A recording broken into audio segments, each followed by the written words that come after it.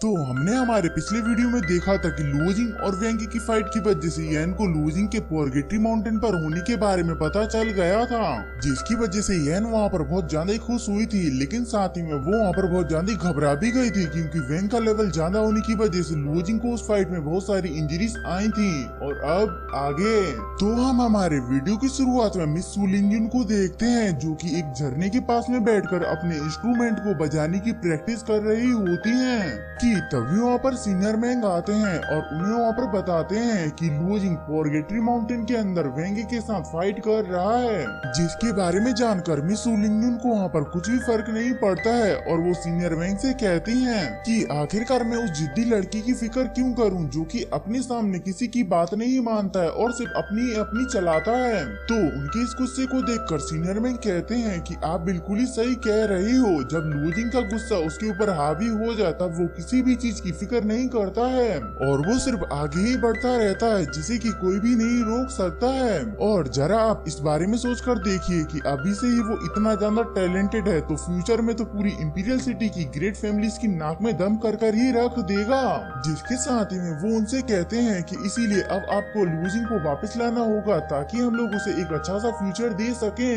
तो उनकी इन बातों को सुनकर मिस सुलिंजुन को लूजिंग की फिक्र होने लगती है, इसीलिए वो वहाँ पर बिना देर किए अपनी वेल जैसी शिप के ऊपर बैठकर पोर्गेटरी माउंटेन के लिए निकल जाती हैं। और वो जाते हुए सिर्फ लूजिंग के बारे में ही सोच रही होती है कि बस उसने वहाँ पर किसी तरीके का बखेड़ा खड़ा ना किया हो।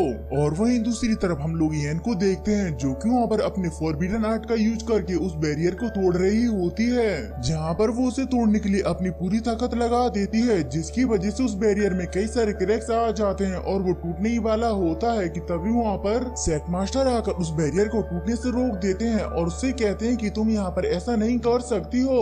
तो उन्हें देखकर येन उनके सामने झुकती हुए कहती है कि अगर आप नहीं चाहते हो कि मैं इसे फॉरबिडन आर्ट का यूज करके तोड़ूं, तो आप मुझे यहाँ से जाने की इजाजत दीजिए, ताकि मैं जाकर अपने भाई को बचा सकूं। जिसे सुनकर सेट मास्टर वहाँ पर कहते हैं कि मैं चाहकर भी तुम्हें यहाँ से बाहर नहीं भेज सकता हूँ, क्योंकि वो मेरे हाथ में नहीं है। तो ये सुनकर येन वहाँ पर उदास हो जाती है कि अगर वो यहाँ से बाहर नहीं गई तो वेंग उसके भाई को मार देगा, इसीलिए उसे वहाँ से किसी भी हालत में बाहर जाना ही होगा। जिस पर सेक्ट मास्टर उससे कहते हैं कि तुम्हें उसकी फिक्र नहीं करनी चाहिए, क्योंकि उसकी हेल्प करने के लिए पहले ही कोई निकल चुका है।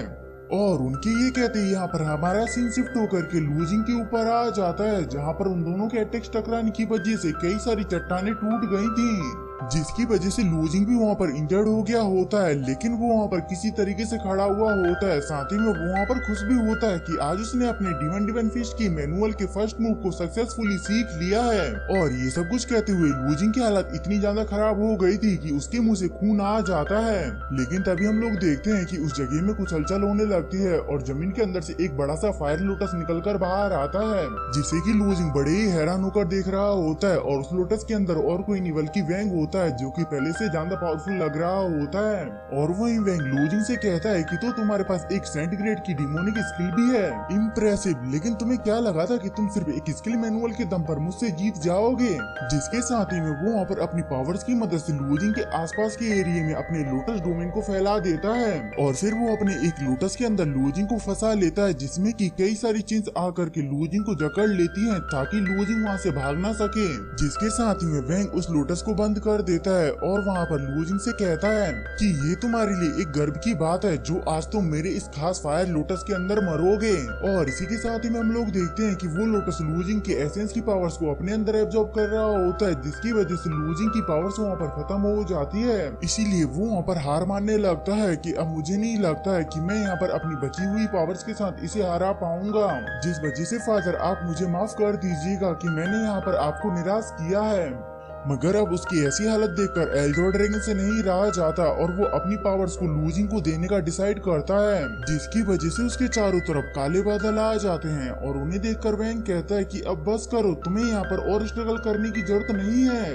लेकिन तभी हम लोग देखते हैं कि लूजिंग की बॉडी के ऊपर एल्डर ड्रैगन ने कब्जा कर लिया था, जिसकी वजह से वो सभी चेन्स टूट गई थी। और वहीं एल्डर ड्रैगन उस टूटी हुई चेन की एक कड़ी को टच कर देता है और उसके सिर्फ छूने मात्र से ही उस कड़ी की रफ्तार इतनी ज्यादा बढ़ गई होती है कि वो सीधे जाकर वेंग के आर पार हो जाती है, जिसकी वजह से वेंग वहाँ पर बहुत ज्यादा घायल हो गया था।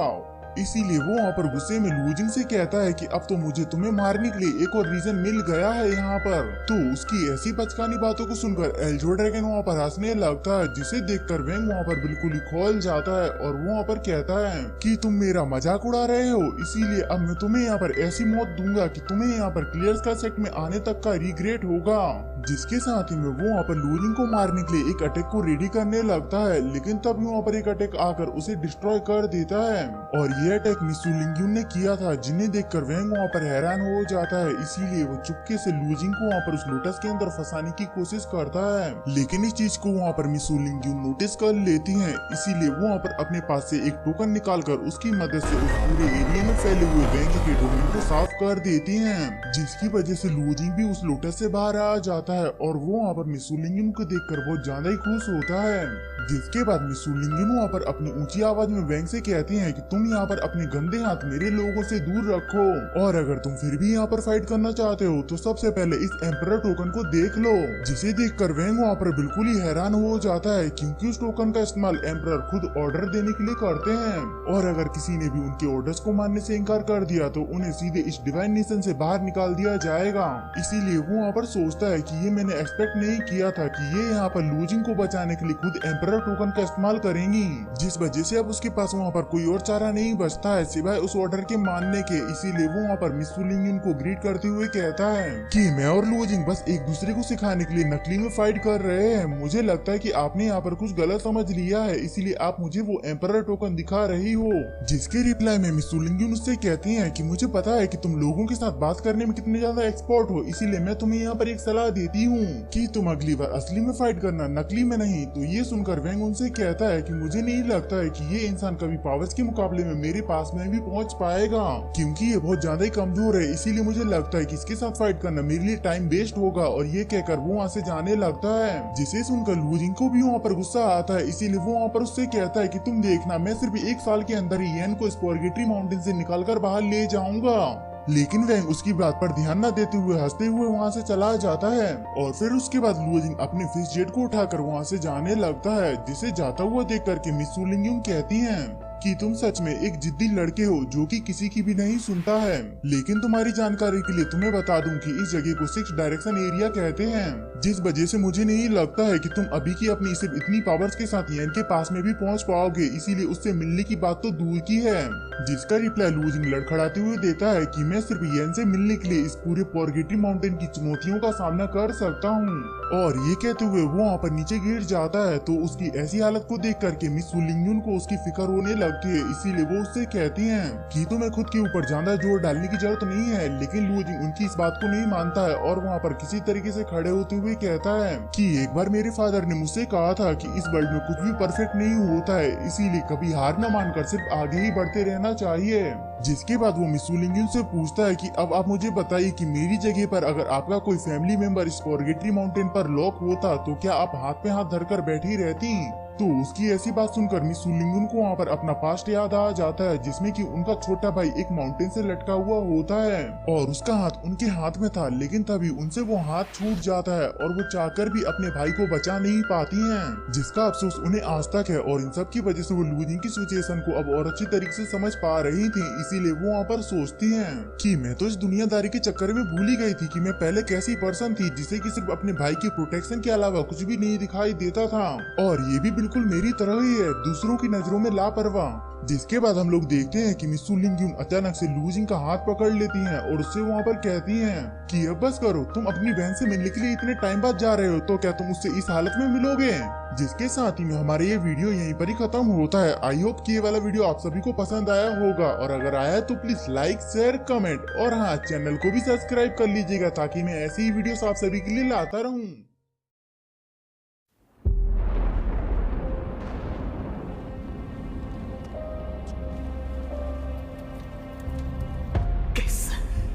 吸收斗气的速度远超之前，却为什么无法凝聚于体内？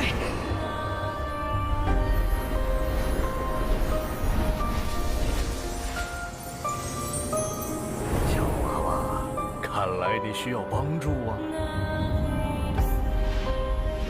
你到底是谁？你一直藏在我的戒指里。我名为死士。一直都不传给我？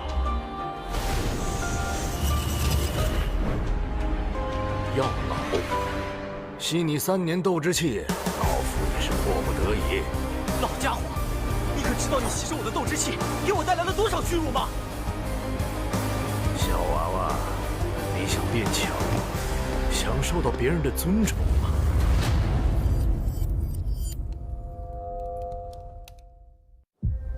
是时候前去迦南学院了。早日找到陨落心眼，也可以早日为你炼制躯体。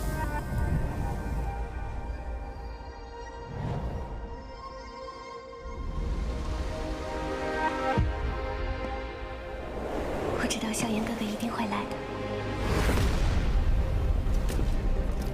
黄阶2班，萧炎。从今天起，你的麻烦将会络绎不绝。只要有实力，猎物与猎人的位置随时都能调换。我希望我们这支新生势力能像磐石一样屹立在内院强者之列。陨落心炎的本体，还忘了告诉你，那个什么强榜第1名就是我。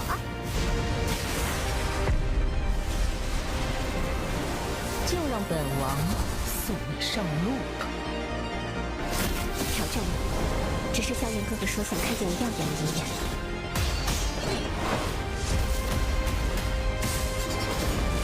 强往前10的名额，我萧炎有定了。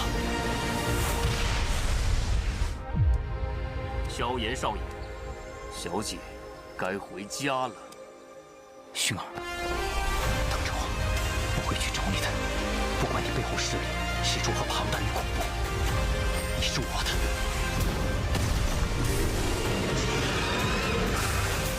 守住，千万不能让火蟒突破，否则整个迦南学院将毁于一旦。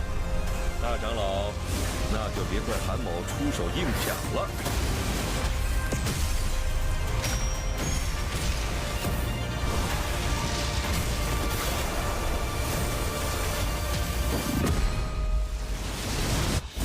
老师，放心吧，清理门户的事情交给我来做。要是你，师兄会让你和老师一起永来此地。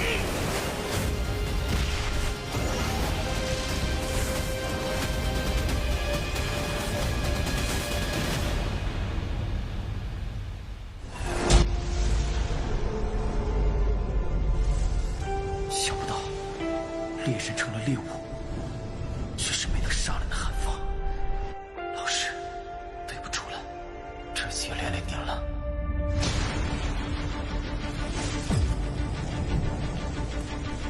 离开吧，弱者没有资格拥有的。识相的话，就乖乖交出火能，否则一会儿你们就只能爬着进内院了。该死的！到底是什么鬼东西？既然这样，那留你还有何用？若是当年不与那人硬然定什么3年之约，恐怕也不会让这个家族亲人失散。薰儿，你要走？一旦被他们锁定了位置，我们俩都会性命堪忧。所有的隐忍，只为了这一天，已经等待了太久。今天若是你能够安然无恙地走下擂台，萧炎从此不再踏进迦南学院半步。他迟早会发现的。既然如此，就给他一个惊喜吧。今天，他不会让你们2人彻底的闭上嘴。就算他还活着，你们之间也绝不可能。